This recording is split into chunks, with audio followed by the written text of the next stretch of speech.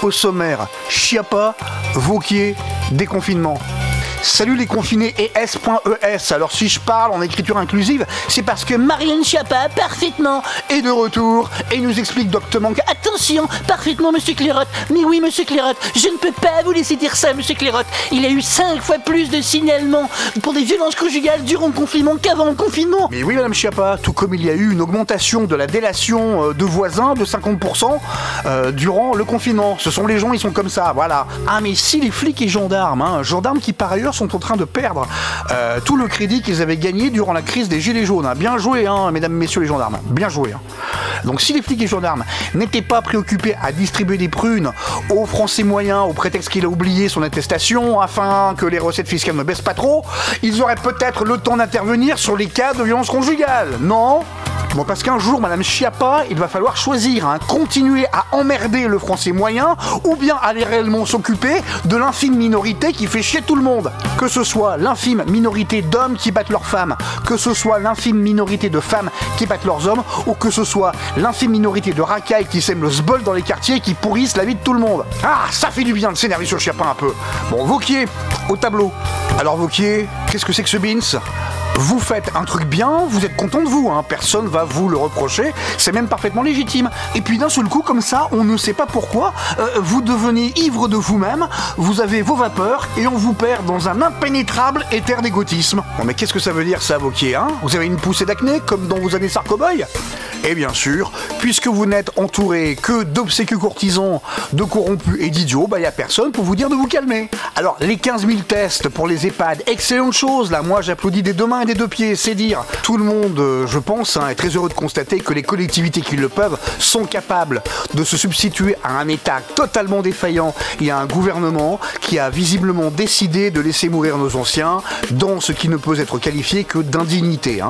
Effectivement, le dépistage systématique dans les EHPAD est le seul moyen de pouvoir traiter les gens dignement, c'est-à-dire de ne pas confiner des EHPAD entiers déjà, de permettre à ceux qui ne sont pas malades de pouvoir recevoir les visites de leur famille, et pour ceux qui sont malades, de se voir dispenser les soins dont ils ont besoin. Donc pour ça, Wauquiez, un grand merci.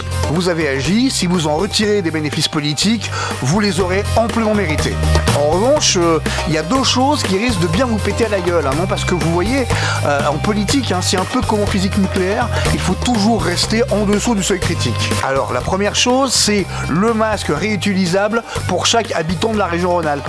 Alors c'est louable, oui, l'intention est bonne, mais c'est un gaspillage d'argent public phénoménal et à des fins de communication politique là. Et ça, on vous le pardonnera pas. Ces masques ne seront pas des masques réglementaires. Ces masques ne pourront pas être des masques FFP1 ou FFP2. Sinon, les crétins qui nous gouvernent là et qui sont pas foutus d'en obtenir eux-mêmes, vous les aurez déjà réquisitionnés. Les masques que vous allez faire distribuer aux mairies qui, elles, ensuite les distribueront aux habitants, seront d'une efficacité plus que relative, voire nulle. Pourquoi pas des masques siglés Région Rhône-Alpes pendant qu'on y est, Non, ça c'est de la basse communication politique avec de l'argent public. Il aurait mieux valu utiliser ces fonds pour continuer à fournir aux EHPAD et aux hôpitaux ce que l'État refuse de leur fournir. Et vous auriez pu en revendiquer sans aucun problème le mérite. Alors que là, vous énervez tout le monde et vous donnez prise à vos adversaires. Celle-là, vous me la copierez, Wauquiez. Deuxième chose. Quand vous déclarez qu'il faut que nous réduisions notre dépendance à la Chine, vous n'êtes absolument pas crédible. Vous rejoignez le club des Macron, Strauss-Kahn, Glucksmann, c'est dire. L'encours de 5 millions d'euros voté par la région au bénéfice du fonds d'investissement privé KT Capital pour aider les PME à s'implanter ou attaquer le marché chinois, il est bien là, voilà. Votre voyage en Chine pour présenter les entreprises rhône-alpines, mais surtout avec derrière la tête d'attaquer le gros marché de la montagne, en particulier des JO de 2022, il est toujours là. Il me semble même que ça vous a valu une perquise parce qu'un conseiller régional a porté plainte, puisque vous auriez utilisé ce voyage pour faire campagne, enfin bref. Alors Wauquiez, vous allez me faire 20 minutes de piquet et vous allez bien réfléchir sur le fait qu'il faut bien réfléchir avant de communiquer. Parce que là, vous passez pour un basu. Et surtout, vous montrez que vous n'avez rien compris à ce qui est en train de se passer. déconfinement, je vous avais dit que ça allait être le bazar à tous les étages. Et ben écoutez, on n'est pas déçus, on est bien servi. Hein. Macron a donc décidé, on ne sait pas comment, on ne sait pas d'où ça sort, hein, donc le déconfinement aurait lieu le 11 mai, mais pas pour tout le monde. Alors les écoles vont réouvrir, mais pas pour tout le monde. Et puis aujourd'hui, on apprend que 18 millions de Français devront rester confinés le 11 mai. Ces 18 millions de Français seront sélectionnés sur un seul critère d'âge. L'Académie de médecine, il y a une semaine, a préconisé de ne surtout pas déconfiner selon des critères de classe d'âge, mais des critères territoriaux. Non mais le critère de classe d'âge, c'est parfaitement con là, on n'est pas en guerre, ok? Il ne s'agit pas de décider, très bien, que tous les hommes de moins de 50 ans en âge de se battre doivent aller se battre, sauf les obèses, les diabétiques, les boiteux, les borgnes et les manchots, hein? Les clusters, les foyers d'infection sont fixés géographiquement. C'est dingue ça, hein. À chaque fois qu'il y a une décision à prendre, vous pouvez compter sur Macron et son gouvernement pour prendre la pire. Et nous allons finir en beauté avec le Charles de Gaulle, dont le tiers des marins a été testé positif au Covid-19.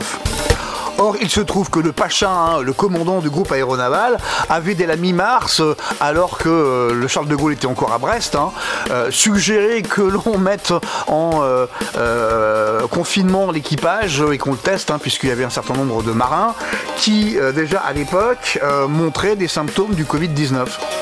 Mais non, hein, on continue la mission, allez hop, hein, comme ça tout le monde malade. Hein.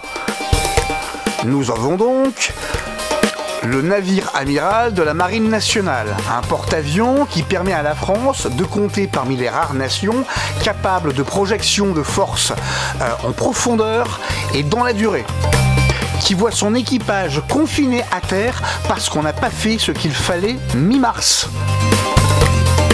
Là, la notion de sabotage avancée par Maître Prigent, on est en plein dedans, hein.